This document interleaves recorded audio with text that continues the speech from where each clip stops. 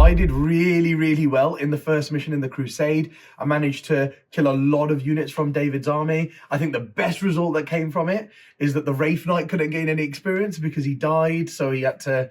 And then David rolled a 1, so he had to take some battle damage, and that meant instead of a battle scar, he chose to do the other thing where he doesn't gain any experience for the game. And because it was the first round, the Wraith Knight's on 0 experience going into the next one. So I did my job there. I'm pretty happy with that. And I think the other epic thing is that my Brood Lord did amazingly. So let's talk about the upgrades that some of my army got. So the Brood Lord, he was absolutely awesome. He got 10 experience just from that one game, and he gained a battle trait. The battle trait that he got, because we roll on a table to make it more fun and random, and he got +1 damage in combat, and that's so fitting because he went around and he killed the Wraith Knight in combat, he killed the Wave Serpent in combat, and he killed David's Warlord Farseer in combat as well. So he went around killing all these things in combat. It's only fitting that he gets better in combat. So he's got +1 damage with his melee attacks now. So my Broodlord is doing awesome. Then I have Genestealer Squad number 3, which was the smaller squad, because I have 2 units of 15 and then I have 1 unit of 10. Now the unit of 10 did really, really well as well. And they got to roll on a table, and I rolled in the Pariah Nexus table because we're using Beyond the Veil missions. So I rolled on that one, and there's something called a Theatre of War. And before each game, you generate a setback and an affliction, and there are 2 debuffs that happen across the entire board to both sides. And it's really cool because what those Genestealers got is they can ignore afflictions. So it doesn't matter what they are, because some of them are really bad, like -1 strength, advance, and charge across the whole board. So they just ignore that. -1 invulnerable, they also ignore that. So those things are having that is really, really good for that Genestealer unit. Then I had Genestealer Squad number 2, did really well as well. And they have become so much quicker than they already are, which is amazing. They got +1 to move, advance, and charge rolls, which is absolutely amazing because they're already so quick. I have the Swarm Lord that makes them even faster, and now this that makes them even faster. So the Genestealers are playing how Genestealers should play. And then the final unit that got upgraded, because I got 4 units that got upgraded, were my Hive Guard. My Hive Guard did really well. They had Survivor on them, and they lasted to the end of the battle. So I'm well pleased with that. And we rolled for them, and they got +1 to hit and wound against characters. Now, I know they won't be able to shoot characters that often, but I also know there's quite a few big characters in this Crusade at the moment, like Simon's Grandmaster Dread Knight and stuff. So rolling that I think was really good for the Hive Guard, because it means if they shoot characters, they could hit on 2s now, and most likely wounding on 2s as well because they're strength 8. So I'm really, really pleased with the way that the upgrades have gone. Those are the 4 units that I upgraded. But also, I had 2 requisition points banked from before, and now I've gained a 3rd requisition point from playing this game. And I'm going to use all 3 requisition points here, guys. And what I'm going to do, I'm going to spend... I have 3 Ripper units in my army. So the way I've done it first is I've kept 1 of the Ripper units, and the other 2 Ripper units, I've dropped them for 1 unit of 10 Termagants, because I was like, there's no Termagants in my army, you know? You can't run Nids with no Termagants. So having some Rippers and some Termagants is good. And also Rippers can never get upgraded, which I find rubbish because it's a Crusade. So I dropped 2 Ripper units, put in a Termagant unit, and overall that gave me a power level, 1 power level. So I have 16 power level to spend because I use my requisition all on power level. I have 16 power level to spend, and the way I've spent it is I have upgraded the Genestealer Squad number 3, the 10-man squad. I've upgraded them to a 15-man squad because they did so well in that game. And that cost me 4 power level. So I had 12 power level left. And with 12 power level, I was going to add an Exocrine or a Trigon Prime and stuff like that. But then I was like, what is more fluffy in a Tyranid army than a Carnifex, man? The original big monster. So I put 2 Carnifexes in my army, and I think they're going to be so much fun to use, and it's really thematic. So now I've got a couple of different monsters, a couple of different infantry combat units, a couple of different infantry shooting units. Then I've got monster shooting and monster combat now. So I'm really, really pleased with the way that is going in my Crusade. Hi guys.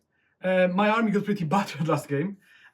We managed to get the Heroic Warlock upgraded. He got his Psychic Fortitude. He can deny 1 more Psychic power. So effectively, I can deny 6 Psychic powers. So that'll be really good against Dan next week. I did get Battle Scar on the Warlock as well. He charged the Swarm Lord, killed him, but then got killed and lost a leg. So now he has -1 advance, charge, and move characteristic. For the requisition that I gained, I'm buying another 5 power level because I want to get Rave Blades. I want to have every Rave construct, and the only one that I'm missing effectively is Rave Blades. So for 10 power level, I'm gonna buy a unit of 5, and then I'll look forward to getting another 5 in the next couple of games. So in the previous game, I managed to gain enough experience on my Grandmaster to upgrade him with a battle trait. So I've given him the Psychic Might battle trait from the core rulebook. This lets him manifest 1 additional power, which is pretty cool for him because he can only actually manifest 1 power at the moment. So now he can manifest his normal power plus Smite, so that's pretty cool. In addition to my battle traits, I've also added a Land Raider Crusader using 4 requisition points. I managed to bank 3 from pre-game, plus the 1 I gained from the last battle. The Land Raider Crusader I've upgraded with all the available upgrades. I've given it the Multi-Melter, the Storm Bolter, and the Hunter Killer Missile. It's going to give me a nice big bulwark unit in the middle of my army that I think I desperately need. Gives me a little bit of ranged punch as well. I've also added a Vindicare Assassin to my army. This gives me a bit more range. It gives me a bit of flexibility because I can use CP to switch out for any other assassin, depending on the mission I need. And I think it's just a cool unit to have in there. It's from the old edition where you used to be able to take them in the Grey Knight's army. So it's going to be really cool to bring it back and use it in the next Crusade. So after drawing my last game with Simon, unfortunately, quite a lot of my units got battle scarred. I've rolled like 3 1s, and I did take quite a bad battle scar on one of my warrior units. So with the requisition point that I gained from playing that game, I'm going to have to spend that to take that away, take that battle scar off the warriors. It was really bad what I rolled. They couldn't do any actions, and they couldn't gain much experience at all. And in Novok, those big 20-man warrior blobs are really, really cool. So, and I can see them gaining a lot of experience, so I don't want to lose that. So I've spent my 1 requisition point on that. That leaves me with 3 left. Now, my list does not have a monolith in it, which as soon as I submitted the list, I realised was just blasphemy. So I need a monolith in there. So what I'm going to do, I'm going to drop the... I thought it was really cool putting a Hexmark Destroyer in there, but it turns out that he's just as rubbish as everyone thinks he is. So I'm going to drop him, because what that does, that gives me an extra 4 power level with my 3 requisition points that I had left from when we started. That gives me exactly 19 power level to my army, which is a monolith. So I've now got a monolith in my army, and I think that, alongside the 40 warriors, just makes it look badass on the table. That looks really cool. The upgrade, the experience that my units gained. So the Void Dragon went ham and killed so many characters and so many units. He was just dominating everything towards the end of the game. So he gained something crazy like 18 experience points, which gave him 2 upgrades. So he rolled once on the monster table, and that gave him +1 armor save against -1 damage. So effectively he -1 AP. So effectively he ignores -1 AP, which is ace, because he's the only Catan to have a 3-up armor save for some bizarre reason. And then he rolled once on the weapon upgrade table as well and got +1 strength. There was definitely some really good ones on there, but it's not too bad because he's only strength 9 base, so that makes him now strength 10. So if he's fighting anything that's toughness 5, he's now only on 2s, which is ace. I will take any upgrade on the dice that I can.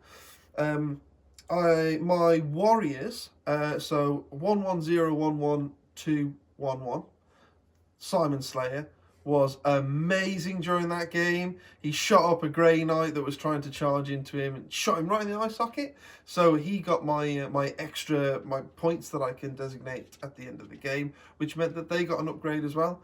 And they got a really cool upgrade. They got a 6-up Feel No Pain.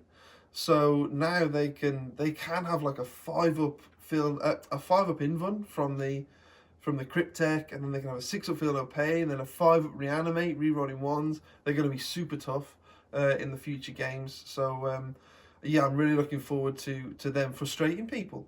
And that is all the upgrades and changes I've taken to my list.